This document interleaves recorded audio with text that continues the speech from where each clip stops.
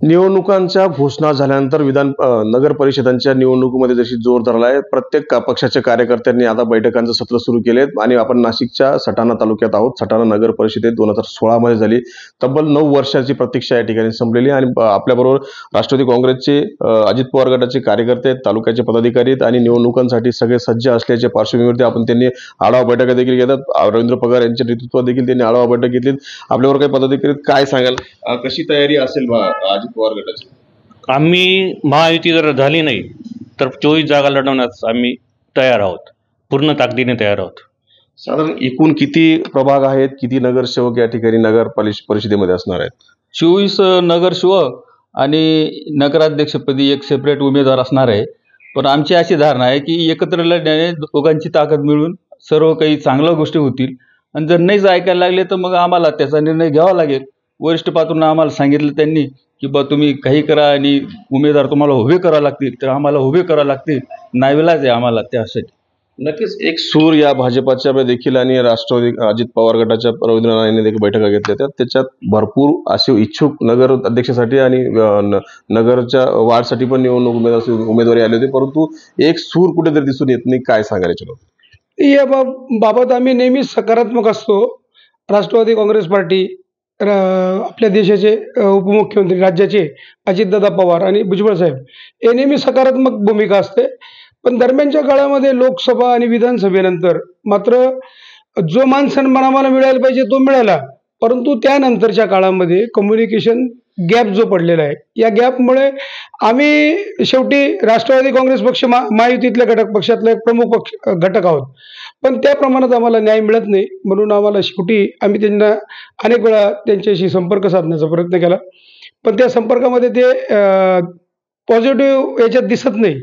म्हणून आमच्या ज्या मिटिंगा झाल्या, रवींद्र नानांनी जी नाशिकला सटाण्याला मिटिंग घेतली, त्यानंतर दादांच्या नेतृत्वाखाली मुंबईला वरळी डोमल्याची बैठक झाली, त्यात ज्या बैठकीत ठरलं त्याप्रमाणे आम्ही जर त्यांना आम्हाला मान सन्मान दिला तर आम्ही एक दिलाने त्यांच्याशी लढू, जसं लोकसभेत आणि विधानसभेत लढलो. परंतु जर तसं झालं नाही तर मात्र आजच्या मितीला आमच्याकडे जवळपास नगरपालिकेत 24 वार्डात 105 उमेदवार आणि थेट नगराध्यक्षासाठी सुद्धा 4 उमेदवार आमच्या पक्षाकडे आहेत आणि ते पण तुल्यबळ आहेत. म्हणजे आपलं एकच म्हणणं आहे की महाविकास आघाडीला जर आपल्याला तोडीस तोड उत्तर द्यायचं असेल तर एक संघाने लढलं पाहिजे.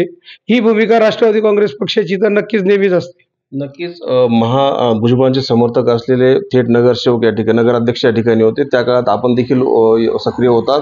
त्यानंतर अनेक समस्या कायम प्रलंबित आहेत, अनेक समस्या समोर आहेत. आपण वेळोवेळी आंदोलन केले आहेत. काय पुढची भूमिका नगर परिषदेच्या दृष्टिकोनातून असेल तुमची? नाही, आम्ही तर या विषयात खोलवर जाण्यापेक्षा महायुतीने समजा एकत्र लढलो तर जो उमेदवार असेल त्याच्याबरोबर आम्ही लढू, त्याच्याबरोबर आम्ही काम करू एक दिलाने. आणि जर त्यांनी आम्हाला विश्वासात नाही घेतलं तर आम्ही आमचं वेगळं चूल मांडलं तर मात्र आम्हाला आमच्या पक्षाच्या उमेदवाराची साथ द्यावी लागेल. कारण आम्हाला जनतेशी खेळवाड करायचा नाही, आम्हाला जनतेला सामोरं जायचं ते विकासाच्या एकमेव मुद्द्यावरती. नक्कीच लोकसभेमध्ये बघितलेला मतदानाचा कल आणि विधानसभेत मिळालेला भाजपाला मतदानाचा कल याच्यात मोठा फरक आहे. आणि आता पुन्हा आपल्या नगर परिषदेच्या निवडणूक आहेत. काय महाविकास आघाडीला, महायुतीला सामना करावा लागेल? नाही, महायुतीला खऱ्या अर्थाने खूप चांगला कल आहे.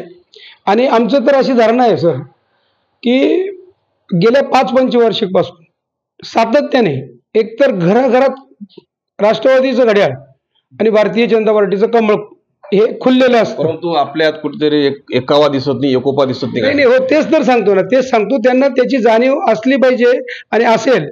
आमचं म्हणणं आहे 5 वर्ष भाजपला संधी देतात, बागलाण विधानसभा मतदारसंघातले लोक 5 वर्ष राष्ट्रवादीला देतात.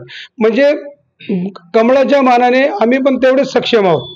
आमचे आत्तापर्यंतचं रेकॉर्ड पाहिलं तर सगळीकडे भाजप व्यतिरिक्त कोणता पक्ष असेल शहरात किंवा तालुक्यात तर तो राष्ट्रवादीचं घड्याळच आहे. नक्कीच संघटनात्मक असलेली पायरी जर पाळली नाही, एकत्रित एकोपाट्यावर ठेवण्याचा प्रयत्न केला आणि महायुतीने जर एकमेकांना साथ दिली तर आम्ही देखील आता सक्षम आहोत, त्या उमेदवारीसाठी तयार आहोत, असे थेट आव्हान राष्ट्रवादी काँग्रेस अजित पवार गटाच्या कार्यकर्त्यांनी दिलेलं आहे. मनोहर शेवळे, मराठी, बागलाण.